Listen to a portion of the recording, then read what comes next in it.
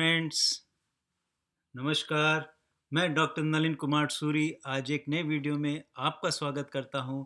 चलिए आज जानकारी शेयर करते हैं कि कुछ लोगों को क्यों ज़्यादा मच्छर काटते हैं, उसका क्या रीज़न है और जब मच्छर काट लेते हैं तो उसके बाद जो इरिटेशन होती है उसका हम किस प्रकार से घरेलू उपचार कर सकते हैं।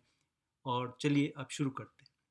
देखिए, आम तौर पे आपने अक्सर देखा होगा कि घर में कुछ व्यक्तियों को तो मच्छर बहुत ज़्यादा काटते हैं और कुछ को बहुत कम काटते हैं। उसका एक रीज़न होता है कि ये प्रकृति ने मच्छरों को एक सेंस दी है कि वो बॉडी की जो कार्बन डाइऑक्साइड हम जो लंग्स के द्वारा बाहर निकालते हैं, या जो हमारी हीट रेडिएट होती है, या जो हमारे बॉडी के मूवमेंट्स होते हैं, तो उन्हें पता लग जाता है कि ये यहाँ पर ह्यूमन बीइंग हैं या एनिमल हैं। इसके साथ साथ जो क्या कहते हैं कि जो हर व्यक्ति की एक ऑर्डर होती है, एक बॉडी से स्मेल आती है, तो उनसे भी इन्हें जानकारी हासिल हो जाती है कि कौन सा स्किन जो है वो उनके लिए आइडियल है, जिसको वो आसानी से पियर्स कर सकते हैं। तो ये देखिए, इस वजह से कुछ लोगों को मच्छर ज़्यादा काटते हैं और कुछ को बहुत कम काटते हैं। चलिए अब बात करते हैं कि जब मच्छर काट लेता है तो उस जगह पर बहुत ज़्यादा खुजली होती है, इरिटेशन होती है। इसका क्या रीज़न है? देखिए, जब ये मच्छर बाइट करते हैं तो अपने साथ ब्लड सक करते हैं।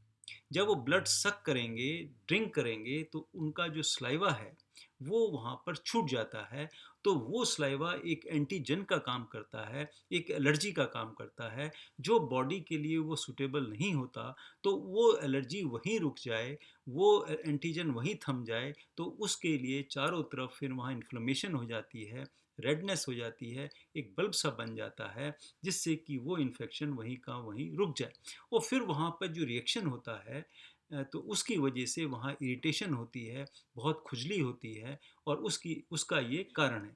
तो अब हमें क्या करना चाहिए? देखिए, जब भी खुजली हो उसे ज़्यादा खुजाना नहीं चाहिए, क्योंकि जितना आप खुजाएंगे उतना ज़्यादा और इरिटेशन होती। तो अगर आप इसे खुजाते रहेंगे तो हो सकता है वहाँ स्किन में जख्म हो जाए और फिर वहाँ पर इन्फेक्शन हो सकता है, थोड़ा फुंसी बन सकती है। तो हमें इसका हल क्या है?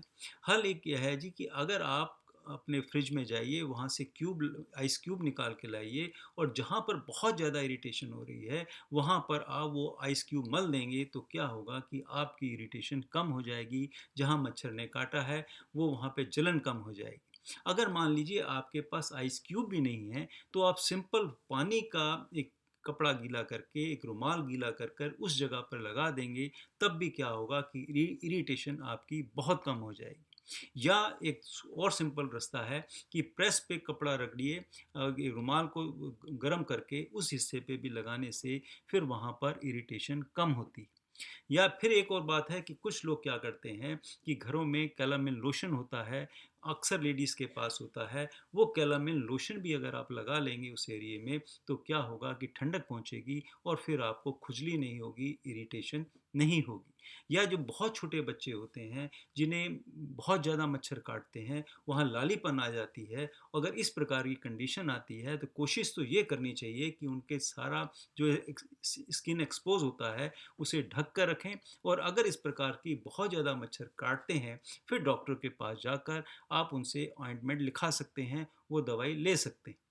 और ये भी देखा गया है कि कभी-कभी इतने ज़्यादा मच्छर काट लेने की वजह से भी बॉडी में रिएक्शन हो जाता है, एनाफिलेक्सिस तक भी हो जाती है। तो कोशिश ये करें कि कम से कम आप मच्छरों के एक्सपोज हों और आपको कम से कम काटे। एक वीडियो मैं पहले बना चुका हूँ कि किस प्रकार से हमें प्रिवेंशन ऑफ मॉस्किटो बाइट रखना चाहिए, कि हमें मच्छर कम से कम काटें। उसका वीडियो मैंने एक अलग से बना रखा है।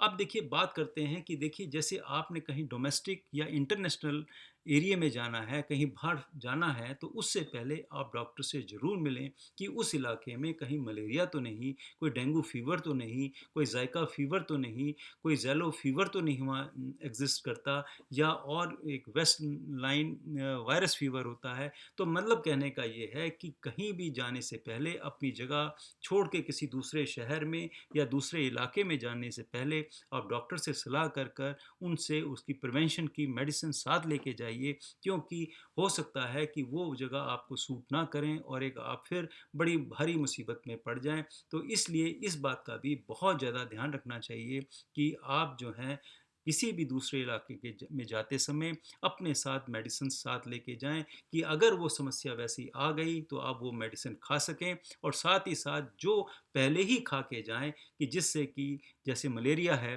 कि वो आपको असर ना करे। तो इसी के साथ ये मैंने एक छोटा-सा वीडियो बनाया, आशा करता हूँ आपको अच्छा लगा होगा। अगर आप मेरे चैनल पे नए हैं तो मेरे ये चैनल को सब्सक्राइब भी करें, और इस प्रकार के मेरे और वीडियो सुनना चाहते हैं तो लाइक भी करें, शेयर भी करें और औरों को भी बताएं, और आप भी सब्सक्राइब करें। ये मेरा निवेदन है, आशा करता हूँ आपको अच्छा लगा होगा। इसी के साथ मैं आपसे अलविदा चाहता हूँ, फिर मिलेंगे किसी और वीडियो पे चर्चा करेंगे। तब तक के लिए नमस्कार, बाय बाय।